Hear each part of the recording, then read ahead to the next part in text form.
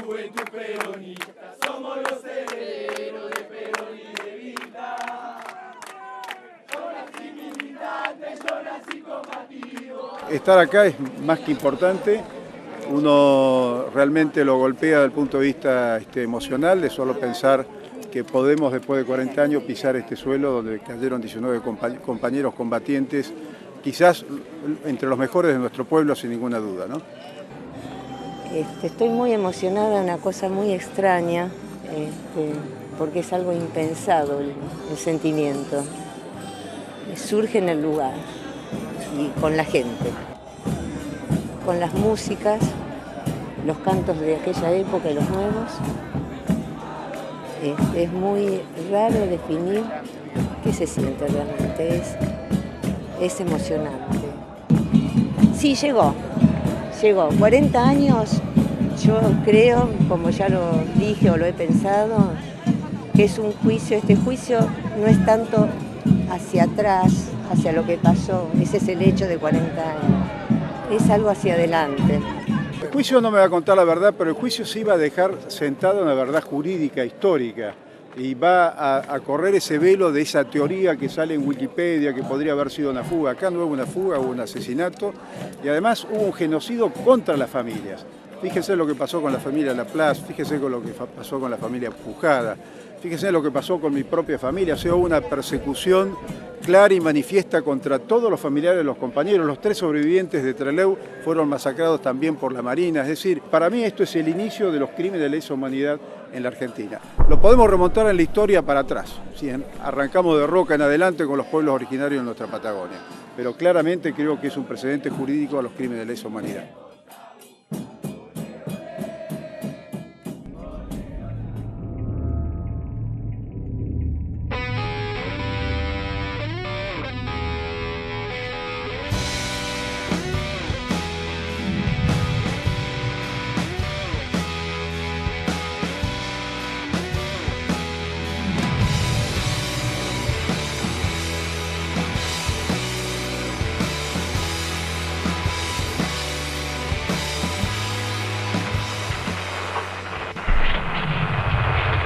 Que estamos hablando. La respuesta a la violencia del capitalismo. Somos el proletariado en armas.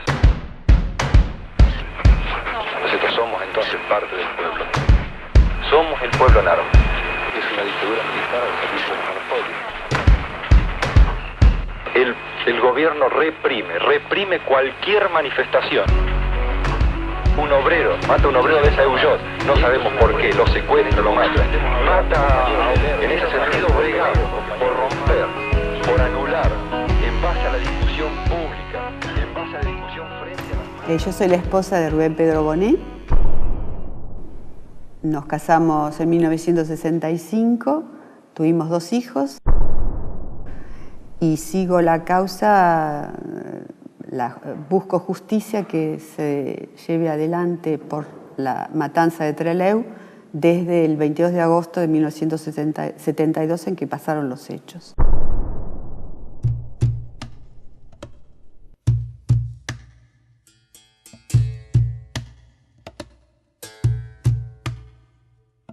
Cuando termino les digo a los jueces que ellos van a marcar una página de la historia muy importante porque es el inicio del terrorismo de Estado en Argentina, los hechos de Trelew, y que cualquiera fuera su veredicto van a pasar a la historia.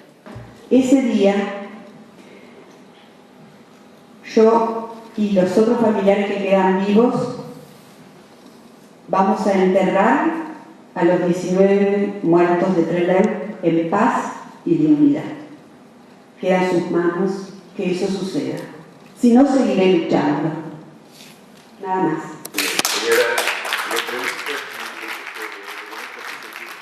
En caso contrario, continuaré luchando.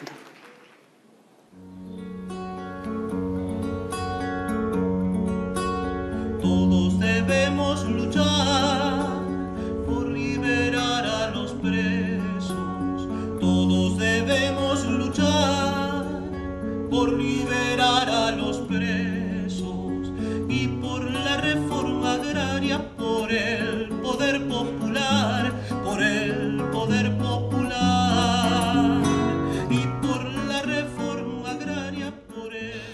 hoy yo me siento muy solidario con todos los familiares, los hijos, los nietos de los que fueron masacrados, y creo que durante todos estos años he pensado mucho en ellos cada vez que hacíamos un acto, ¿no? Pensar que la solidaridad sigue teniendo sentido y que en todo caso todo lo que impulsó a quienes fueron masacrados y a sus familiares y a nosotros que tratamos de trabajar sobre estos temas, en el fondo se concentra en la palabra solidaridad.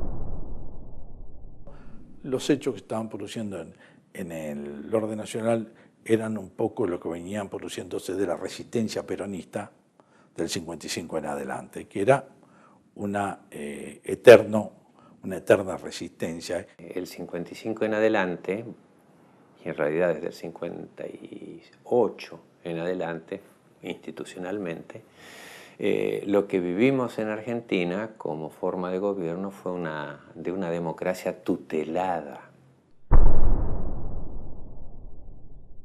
Es decir, el partido militar, ¿no?, siempre tuvo el poder de veto, que se manifestaba en un golpe. No eran tiempos para nada, evidentemente, de democracia ni nada por el estilo. Siempre había, a partir del 55, alguien proscripto. Y en ese momento estábamos todos.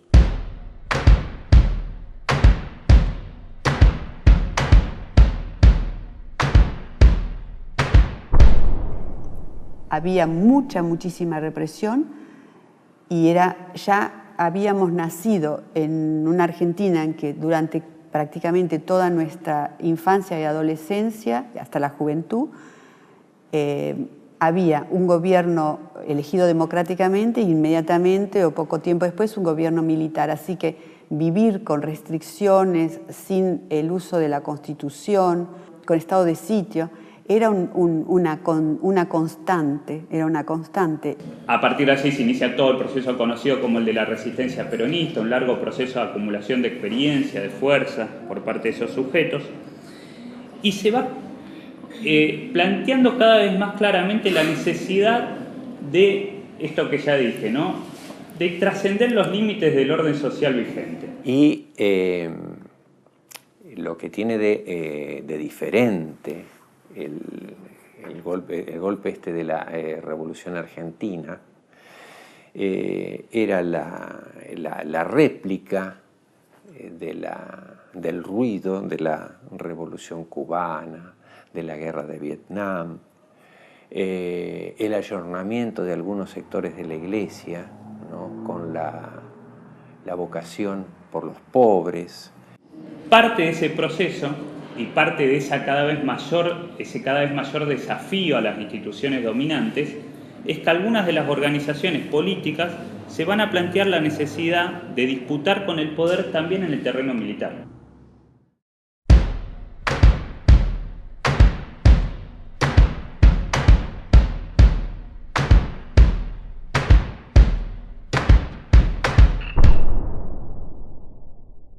En esos años en que se decide que la democracia en Argentina, con todo lo que habíamos vivido hasta ese momento, no tenía un real sentido, y a través del ejemplo que va dando la Revolución Cubana, las organizaciones marxistas-leninistas y peronistas, sobre todo de izquierda, consideran que el único camino posible era tomar un poco el ejemplo del Che Guevara y decir, bueno, acá hay que hacer una revolución porque si no nunca íbamos a llegar al poder.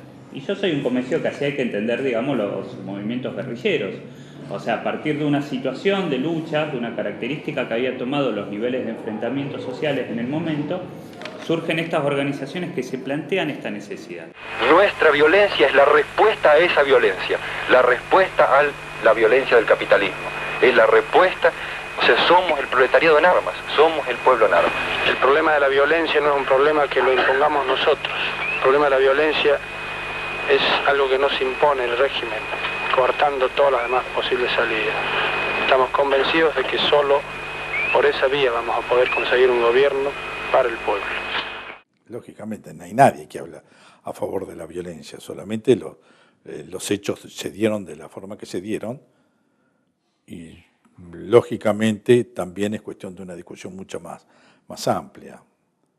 Pero solamente hay que mirar que en la reforma del 1994 de la Constitución Nacional, en uno de sus artículos dice expresamente que cuando vengan los golpes de Estado, se produzcan los golpes de Estado o las interrupciones constitucionales en el país, autoriza a los ciudadanos a resistirse también por la fuerza.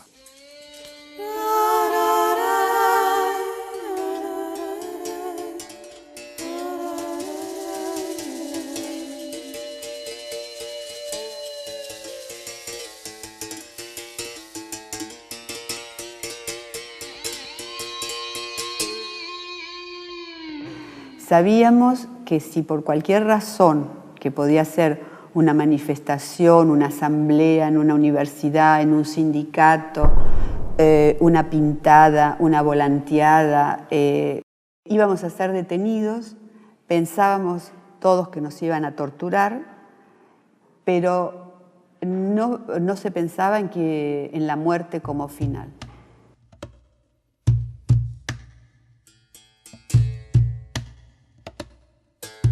En el 72, en el marco de la confrontación emergente, ¿no?, de las organizaciones especiales y recreando la imagen, el mito de Patagonia como desierto, fueron enviados al penal de Rawson como lugar de máxima seguridad, ¿no?, una cantidad muy importante, más de 100 miembros de estas organizaciones.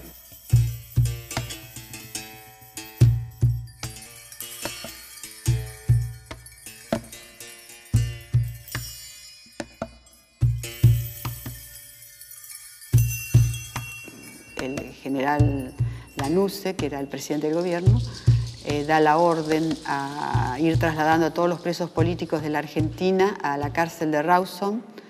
Se la consideraba por un lado de máxima seguridad de la Argentina y por otro lado era la más alejada de todos los lugares a donde los militantes, sea gremiales, estudiantiles, políticos, podían estar lo más alejado posible de sus abogados y de sus familiares y de sus compañeros. Es decir, otra vez la idea de desierto. Acá no pasa nada. Como dijo Borges, en la Patagonia no hay nada. Por eso, transformar a la Patagonia en un repositorio de los indeseables contaminantes, los indeseables sociales que pueden contaminar. Ponerlos allá lejos, en el fondo. Esta llegada metió a la ciudad en ese clima político, social y en el ejercicio de la solidaridad.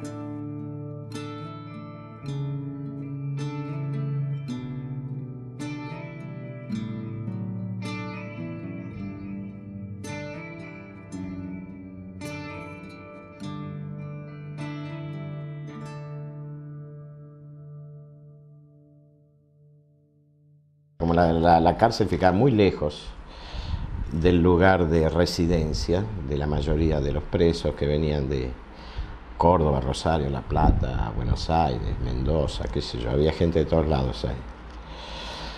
Entonces existía ese régimen de apoderados que te permitía entrar a la cárcel una vez por semana y hacer la relación que podría tener el preso con cualquier familiar. Entonces tomamos esa figura de apoderado para que después pudiésemos tener acceso a los presos políticos y gremiales. Llevar comida, llevarle cigarrillos, conversar. El régimen de visitas era muy abierto, muy libre. Si bien en todos los lugares donde hubo detenidos políticos, en Córdoba, en Tucumán, acá en Buenos Aires, en el Chaco, funcionaron comisiones de solidaridad. En la de Rawson tenía esa particularidad que un poco suplía la posibilidad de asistencia de los familiares. Y esta comisión de solidaridad entonces buscó también gente que se ofreciera para brindar alojamiento. Entonces se organizó un grupo grande que recibía a las familias, había familias que tenían más dinero, iban al hotel, qué sé yo, otras que llegaban a duras penas, entonces se alojaban en casas de vecinos de Trelew y de Rawson. Ahí nos habían ordenado directamente con una forma muy explícita de que no habría que hacer diferenciación con nadie. Cualquiera sea el preso político que estuviese tendría que recibir nuestra solidaridad. Esta es la indicación y venían de Perón, desde el exterior, y esto lo mandaban a decir, nos lo dijeron directamente. En ese momento el Movimiento Nacional Justicialista abrió una casa política en la calle 28 de Julio, casi Pecoraro, al lado de lo que para los antiguos estaba la carnicería de Quilito Justo, un viejo militante también del justicialismo.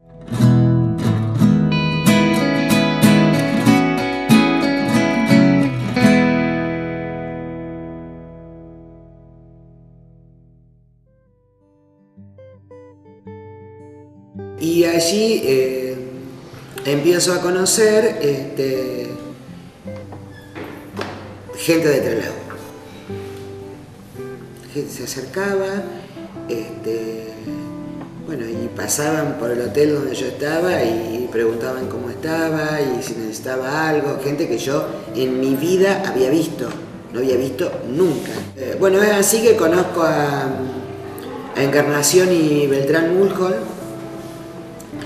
y ellos me ofrecen su casa. Hilda se quedó de manera permanente en la zona durante varios meses y ella buscó trabajo y lo consiguió en una de las fábricas textiles de la zona industrial en aquel tiempo de la zona fabril de Trelew. Y Beltrán se levantaba temprano para llevarme en el auto a la fábrica, porque yo no entraba a las 6, sino que entraba a las 8, porque trabajaba en la administración, así que le hice hacer algo que él no había hecho nunca en su vida, porque como abogado acá trabajaba a la tarde y se levantaba tarde. Bueno, se tenía que levantar temprano para llevarme, porque no había medio de transporte. Entre eso, que no había transporte público, que además sentíamos un poco la necesidad de protegerla, porque nunca dejamos de tener en cuenta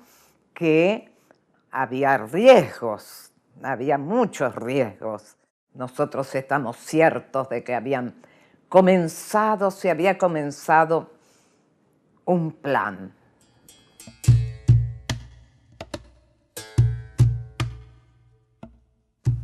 Ellos, toda la gente lo tomaba como una solidaridad política y la solidaridad que había en la lucha contra la dictadura. Y estaba un hombre extraordinario que Trelew marca su vida y creo que marca su muerte, que era Mario Abel Amaya, abogado local y diputado nacional del radicalismo, que con una generosidad que iba mucho más allá de toda identificación política, fue un poco el alma de ese apoyo local a los presos políticos. Las entrevistas primero eran una especie de confesionarios, ¿no?, en la parte más próxima a la entrada del penal, y luego, ¿no? Oh sorpresa, eso se fue abriendo. Las reuniones eran en la escuela o en la capilla, y no eran individuales, ¿no? Sino que, qué sé yo, había 10, 15, 20 presos, ¿no? Que recibían a sus respectivos apoderados, con lo cual se formaba ahí un espacio, ¿no? Múltiple, cruzado de personas de distintas tendencias ideológicas, con distintos compromisos sociales y políticos. Y eso nos permitió estar muy en contacto con la situación, con lo que pasaba. Se crearon vínculos. Ahí conocí a todo el mundo, ahí conocí a Santucho, conocí a Osatinsky, conocí a todos los, a Mena, todos los líderes del ERP, de los montoneros y de la FARC. En un momento se acercó un muchacho con pava y mate, se sentó calladito, ¿no? Tomaba mate, convidaba. Después se fue. Entonces yo pregunté, ¿y quién es que no lo conozco? Me dicen, este es el Roby Santucho. Es decir, así funcionaba eso. ¿Y qué lectura hago después? Cuando se produce la fuga, yo entro a recapitular qué datos, en qué situación se había dado la fuga. Y yo llegaba a la conclusión de que dentro de la cárcel el penal estaba tomado por los presos.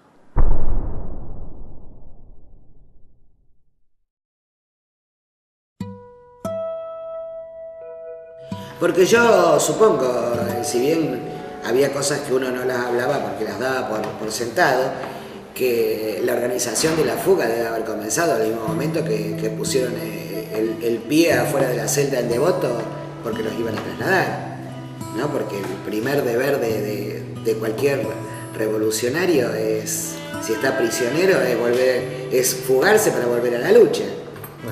Así que yo entiendo que esta fuga debe haber sido planeada, yo te digo, apenas dijeron agarren alguna de sus cosas porque lo llevamos a otro lado, deben haber comenzado a planearla ahí. Lo cual significa que una serie de cuadros de las distintas organizaciones armadas, montoneros, FARC, ERP, se van a reincorporar activamente a la lucha. Esto para nosotros ha sido todo un éxito entonces. La conferencia de prensa esa y los hechos de Trelew, además de todo lo significativo que tuvo, fue el hecho donde esa generación que se planteó transformar la Argentina y que se plantea transformar el mundo, tomó voz, tomó cara, tomó cuerpo, digamos.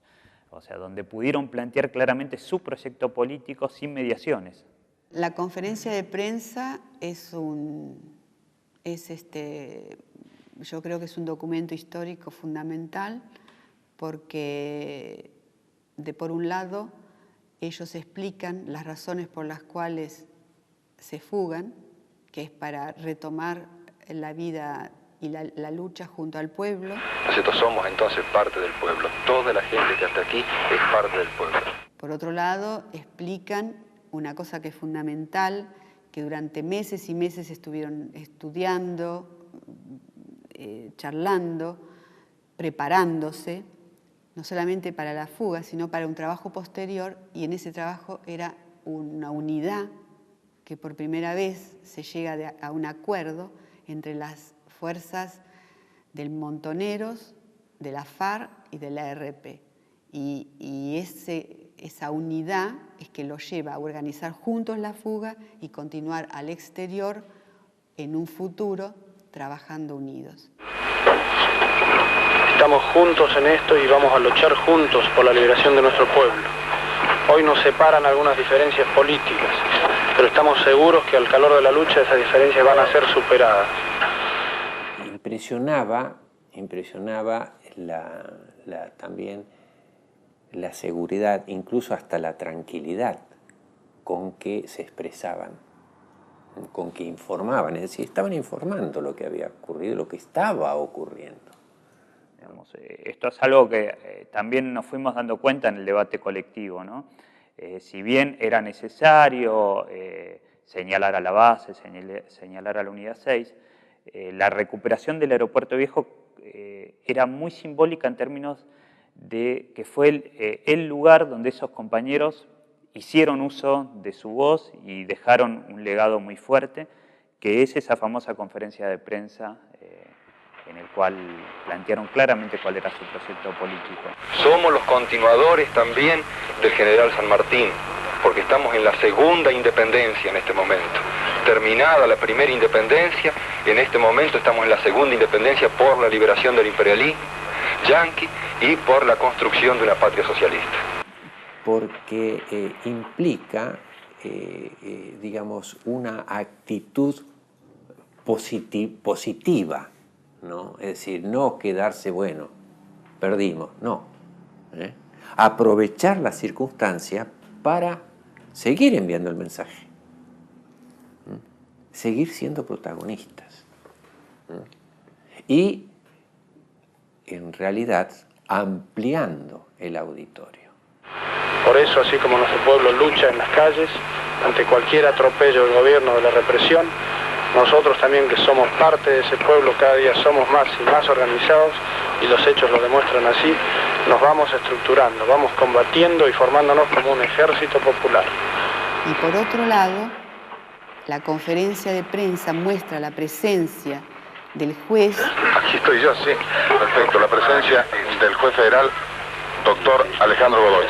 Del médico y del capitán Sosa, y del rol que juega inmediatamente la Marina, en donde da la palabra de honor e inmediatamente contradice y viola esa palabra con prácticamente es el único pedido que ellos hacen antes de rendirse, que es que lo trasladen a la cárcel de Rawson. Nuestro objetivo al llamar al señor juez y a los señores periodistas ha sido garantizar nuestra seguridad personal. ¿Es posible acceder a todo eso, señor juez? Sí, yo voy a pedir que en ese caso usted me autorice a parlamentar previamente con la autoridad militar. Entonces vemos las dos caras, se sintetizan en esa conferencia de prensa de lo que es el grupo de gente, de estos chicas y muchachos, y lo que es el rol de la represión.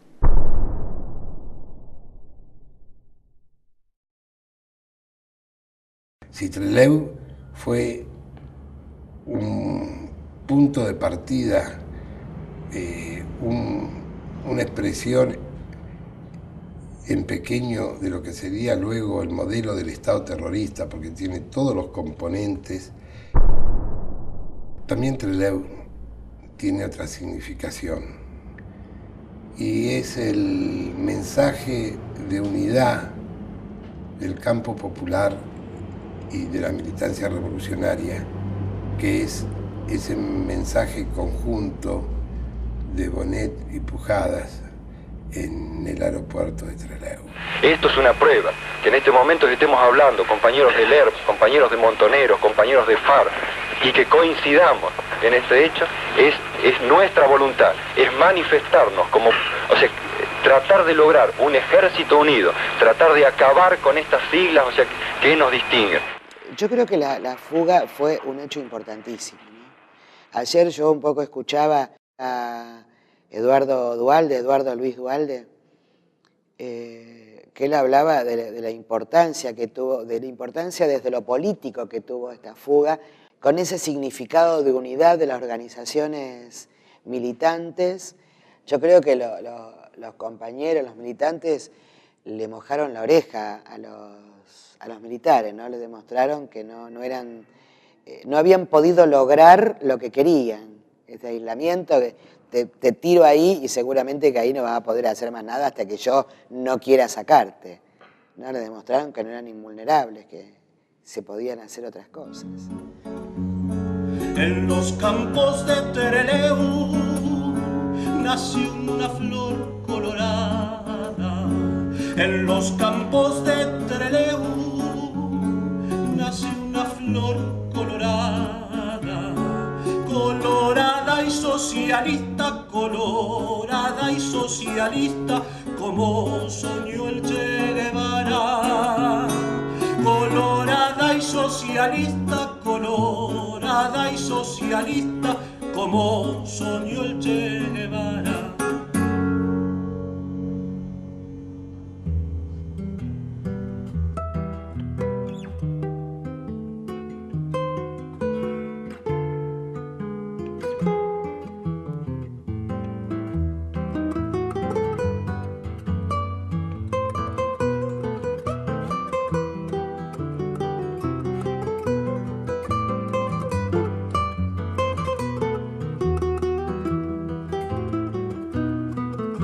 Vivo en un país libre, cual solamente puede ser libre en esta tierra, en este instante. Y soy feliz porque soy gigante. Amo una mujer clara que amo y me ama.